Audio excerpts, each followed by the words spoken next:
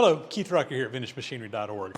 Guys, today I think I'm going to take a little bit of time and do a little bit more work over here on the Monarch 612 lathe.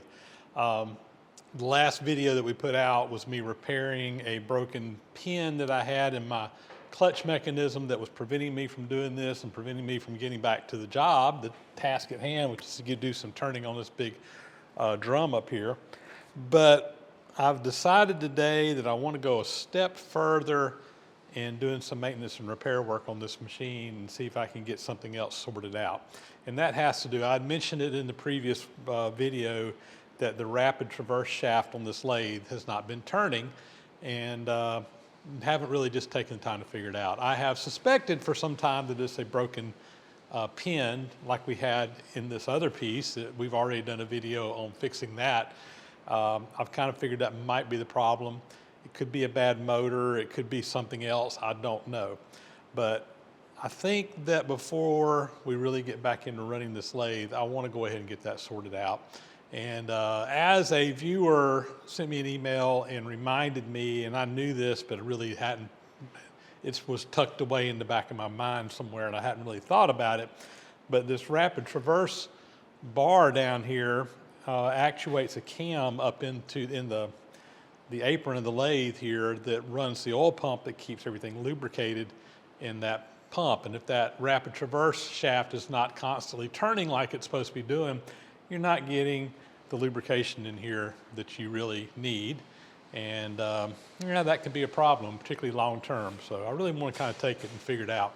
The other reason why I think I'm going to take the time and do this today is you're probably going to be hearing some noise and racket throughout this entire video, because as I am filming this today, we have Hurricane Debbie blowing in on us out here. It's getting kind of breezy out there right now. The rain's been going.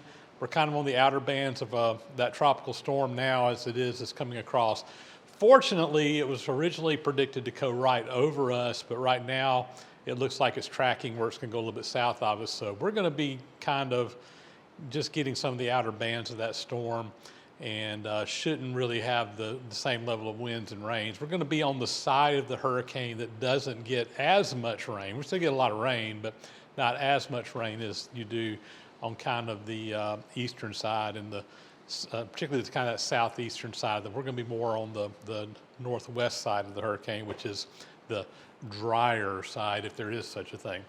But I didn't really want to be out here doing turning and stuff and power go out in the middle of it. So today's a good day just to spend time doing maintenance stuff in the shop. So without further ado, let's get in here and start taking a look at this and see if we can figure it out. All right, so this is the clutch, of course. This is the part that we just fixed before. We had a pin that had broken that goes to a bevel gear on the inside of this case here. And that's what allows you to adjust it, and basically engage and disengage the clutch on this that turns things on and off. There's 3 more shafts back here. The top one, this is for threading. So this is going to turn your lead screw that your half nuts engage in and when you're threading. The next one down, which is this top bar right here, this is for powering the feeds in the saddle. So that's going to, when either one of these two is going to be turning, but if you're doing feeds, it's powered off of this rod. And then the third rod down here on the bottom, this is for the rapid traverse. And basically this is just a powered shaft, and when the lathe is on, it should be turning. Right now, when the lathe is on, it does not turn. So right now it should be turning. At the very least, when we engage the spindle, you can see the feed rod turning, but that rapid traverse is not turning. So we need to get that worked out. So similar to the way this one works, there's a bevel gear on the inside that goes to that shaft that's constantly turning in there, and that should be powering this one over here. Now, I have suspected that this one is a broken pin as well, and I had kind of thought that the broken pin was going to be on the inside. As it turns out, it's probably out here. So that's the first thing we're going to check and see if that pin's broken. If that's not it, then the next thing I need to check is see if the motor is actually turning. And unfortunately, I've actually looked on the back. You can see the motor, but you can't tell whether it's turning or not because it's all sealed up. So let's check this out and see if that pin is intact or not.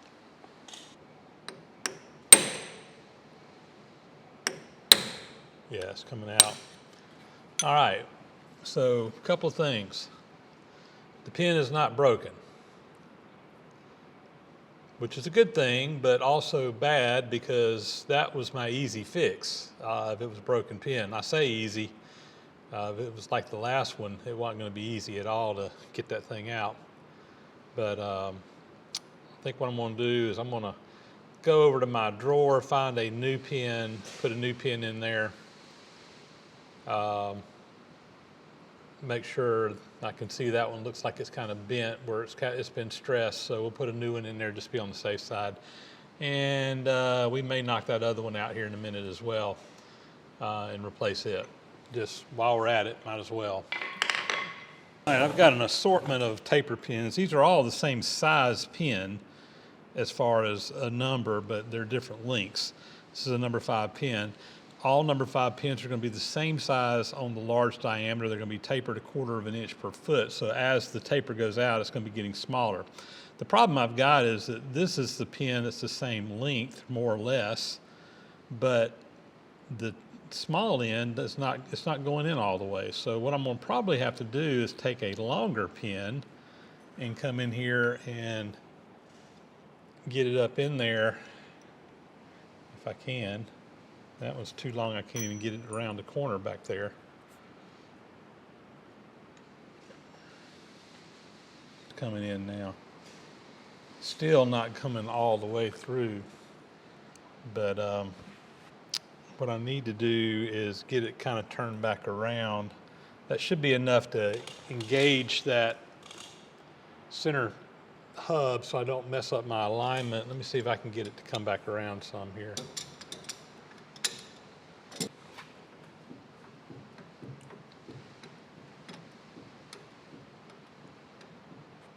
It's gonna get in the way now. This pin is smaller than what it needs to be, but I can hopefully at least get it to keep my shafts aligned where they don't get out of alignment. That's the main thing I'm trying to do here, is keep that hole lined up, make sure that as I turn it around, I'm not losing my alignment. All right, now I can work on this thing. I got the larger end toward me. So I think what I'm going to do is get a reamer, and we're just going to ream it out to where I can put the right length pin in here. You can see it starts, but it's not wanting to go in there. So I'm just going to get a number 5 reamer, and we'll ream it out until it fits properly. All right, I've got a number 5 reamer, and again, I've just got it in a tap holder here that fits into a ratchet, and I'm using my little powered ratchet here. This worked pretty good the other day, reaming some pins, so I'm just gonna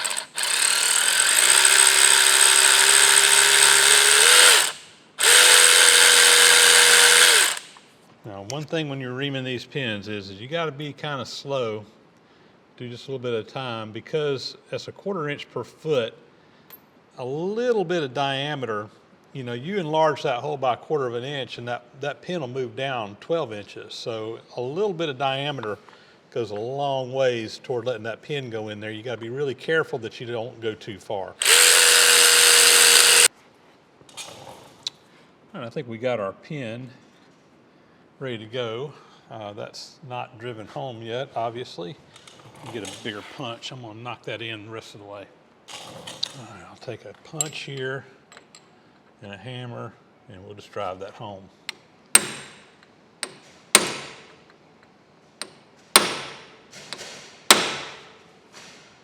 That should be good. Now, probably need to go ahead and replace this pin while I'm at it. I think I'm going to flip it around. We'll drive it out and ream it and go ahead and put a new pin in there. long as we're repinning these, might as well make sure I got good clean pins on both of them.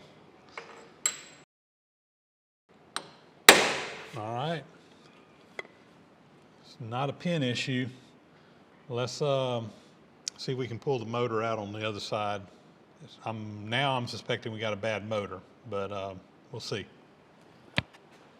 All right, we're on the back side of the lathe now, and we need to pull this panel off right here to access where the motor's at. So there's just an aluminum panel. There's two socket cap screws that kind of hold this in place.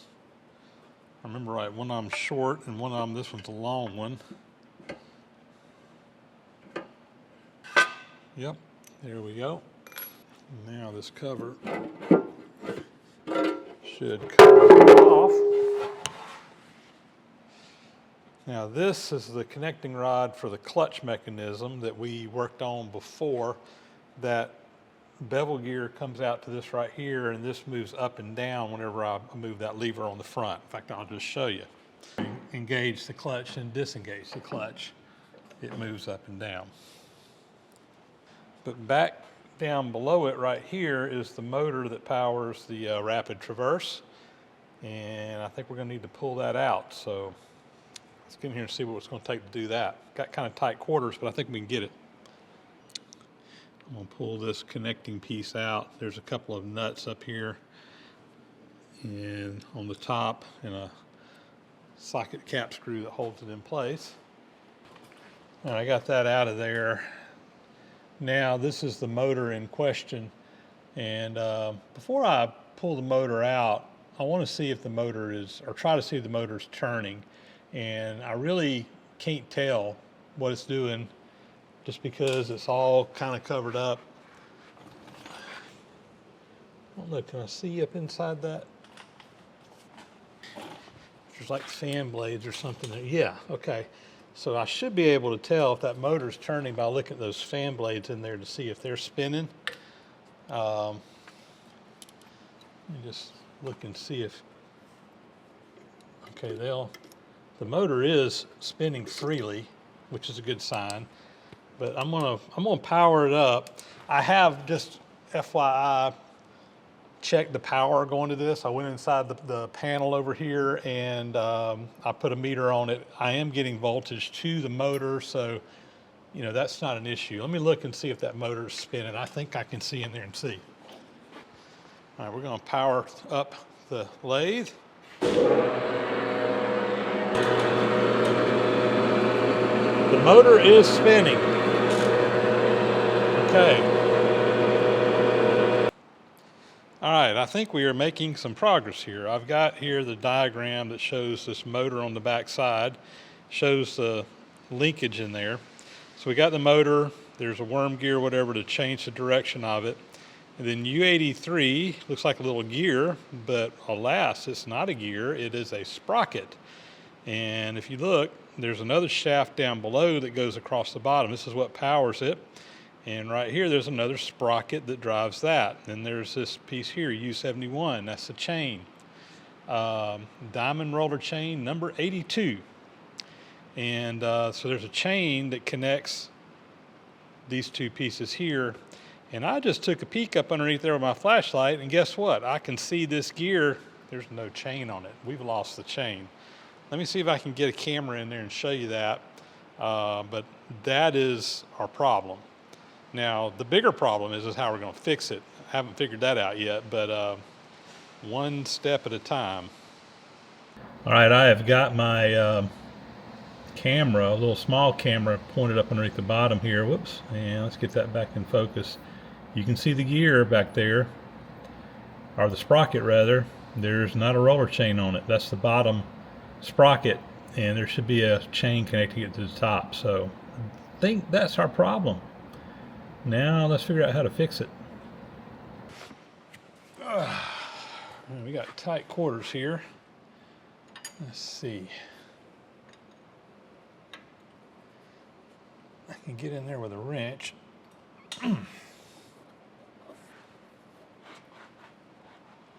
That is in there tight. Got that one broke loose. Let's see about this one over here. Ow.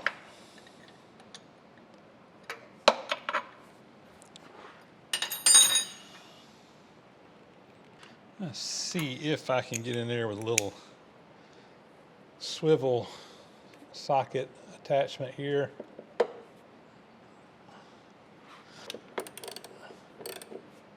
Yeah, it's not going to work. It's too tight. Do it one little bite at a time with a wrench.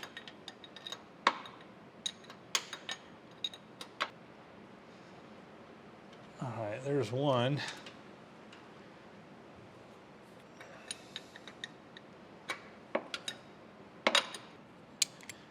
I might be able to get on there with this universal.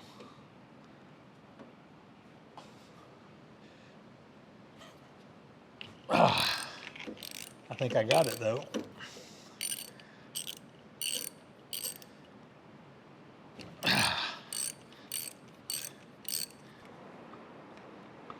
All right, we got that one out.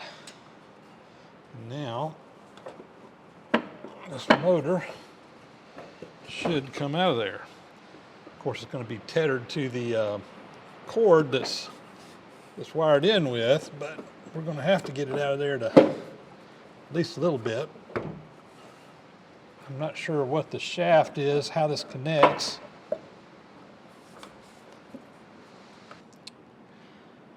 All right, we got it out of there. Now I got to figure out how I'm going to get a chain back on it. This is going to be challenging. All right, I see one thing that might make this job a little bit easier. It looks like there's a panel right here that will come out. There's a screw holding it in place.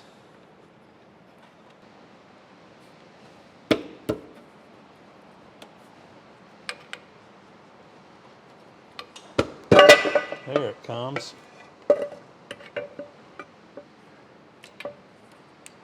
This wire coming out of here is for a lamp, a light. I don't even have it hooked up right now. All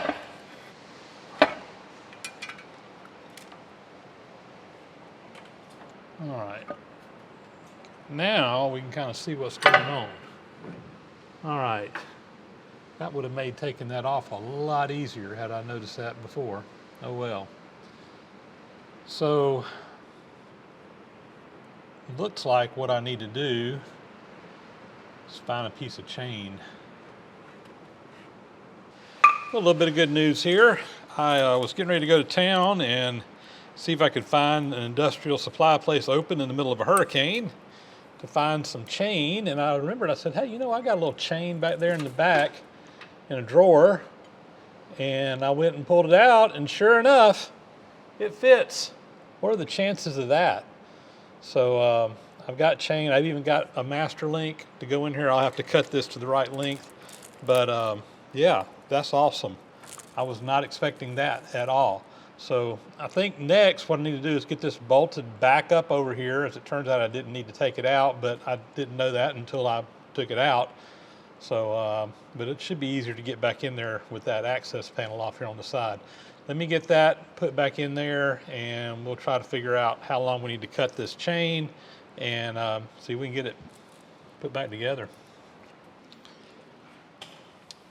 All right, it is really tight quarters in here. It's hard for me to show you guys what I'm doing, much less even see what I'm doing myself. But I do have this new piece of chain on here and wrapped around the bottom sprocket.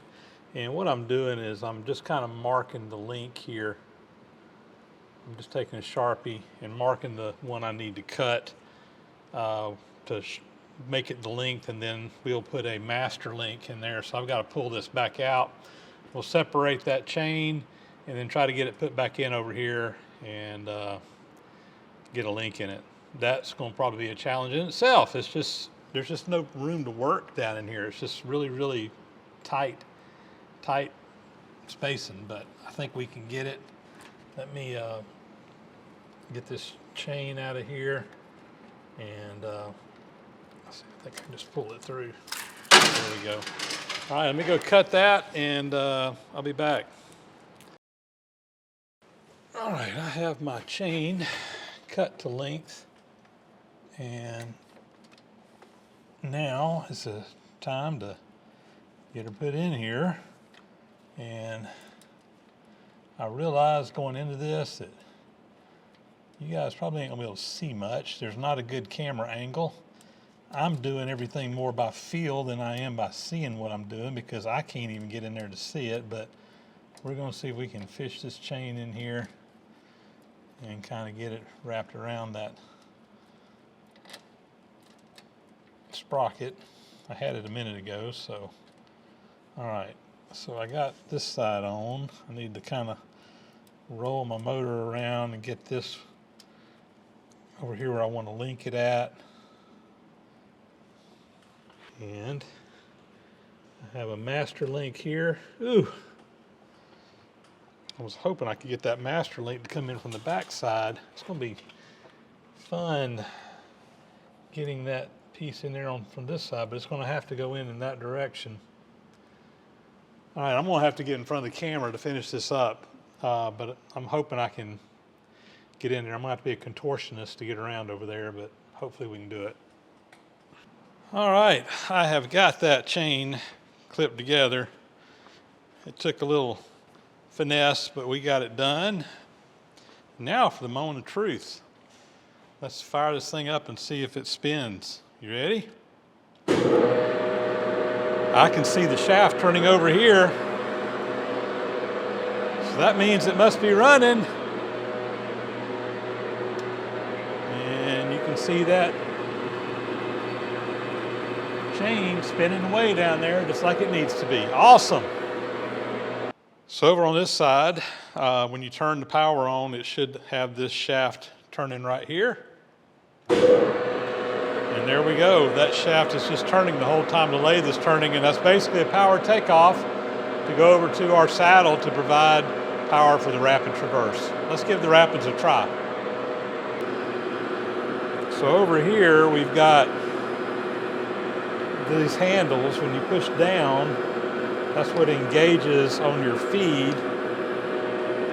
But then you also have rapids if you move them in this. Uh-oh.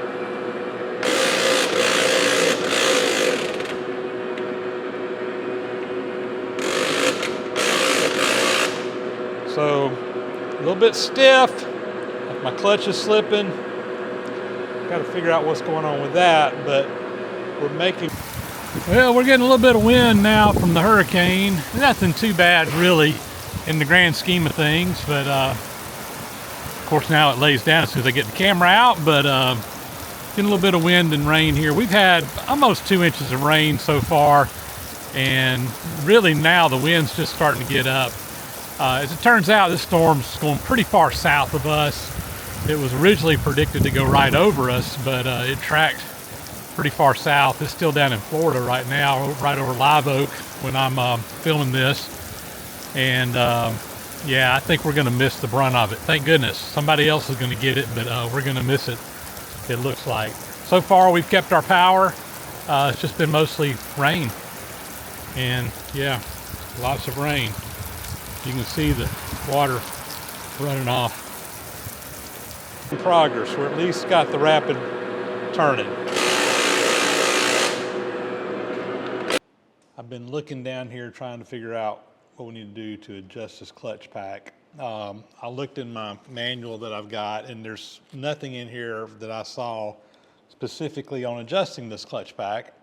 In fact, most of the stuff in here talks more about the plain style saddle or apron that goes on this lathe that doesn't have the rapids in it at all. But in my parts manual, I did find the parts diagram for this, and there is a part in here called an adjusting nut that goes on that rapid traverse piece. So I'm assuming that that's what we're going to need to actually adjust.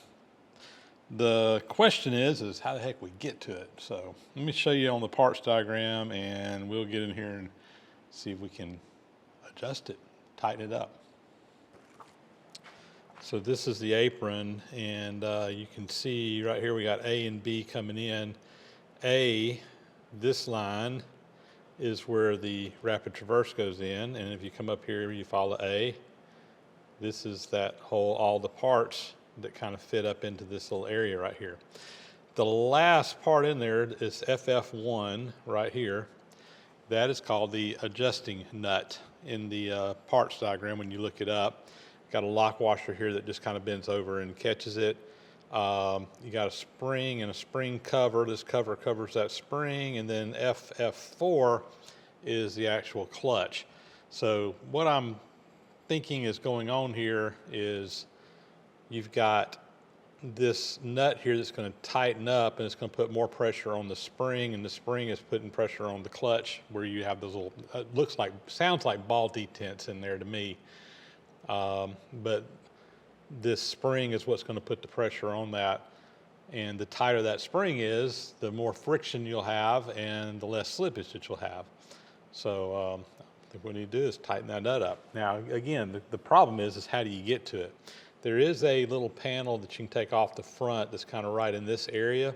I'm going to try to take that off and see if that'll allow me to get in there with a screwdriver or something, a pry bar, that I can tighten that nut up with. That's kind of my game plan. Things seldom go as planned, so we'll give it a try and see how it goes. All right, so there's the rapid traverse piece that goes in. That clutch pack is going to be back behind it. Like I said, there is this little panel that comes off right here in the front. So let's see if we can get in there and take that apart.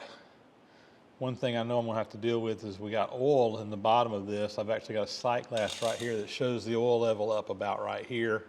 So I'm probably going to have to drain the oil out before I pull that cover off, or we might have a mess to have to clean up.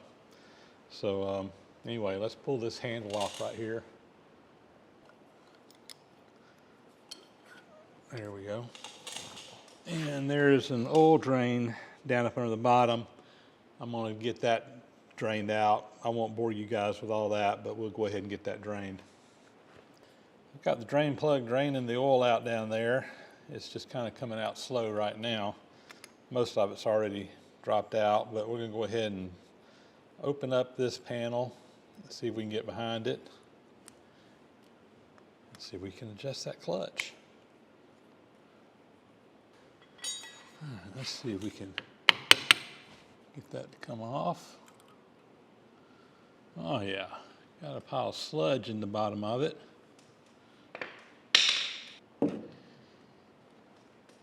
Let's see what we can do. That's the oil pump that pumps the oil all through the saddle.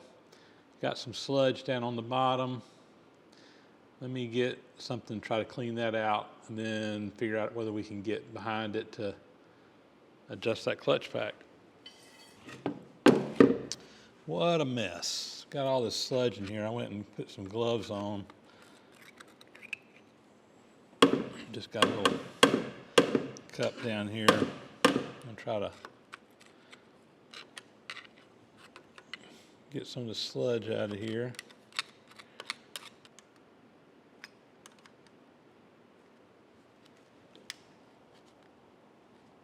There we go.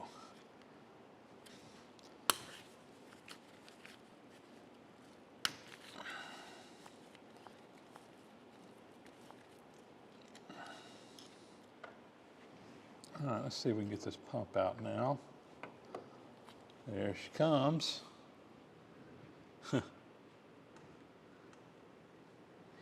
This is a no-go.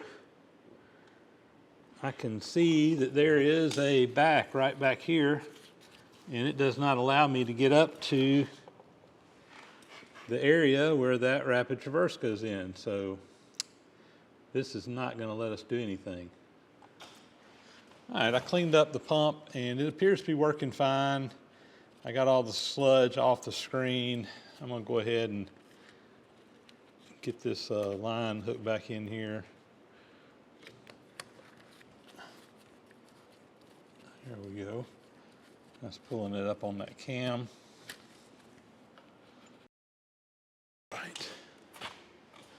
All right, I got this front buttoned up. Sure. We're moving on now, and next I want to try to take this plate off that actually covers up the shaft, and see if we can get back in there and access that adjuster from right here. So that's going to come on out. So I'll go around and get all these socket cap screws removed, and we'll see if we can get that plate off.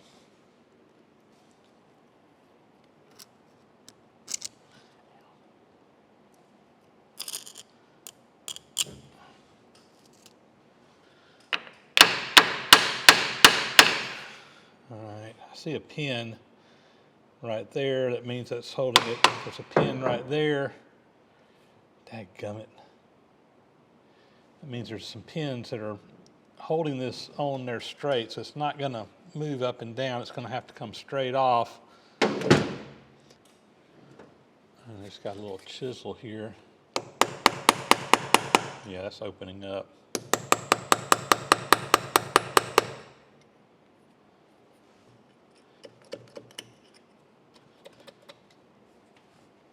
It's coming. It's just on there tight, like everything else.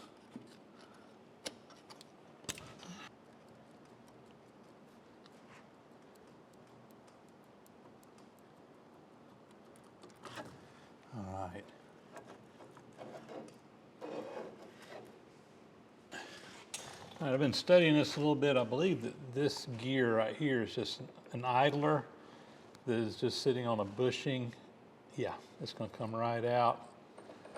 So I'm just going to kind of slide it out of the way right now. And then this clutch pack back here, there's a little dog that engages a couple of different places. Slide it out.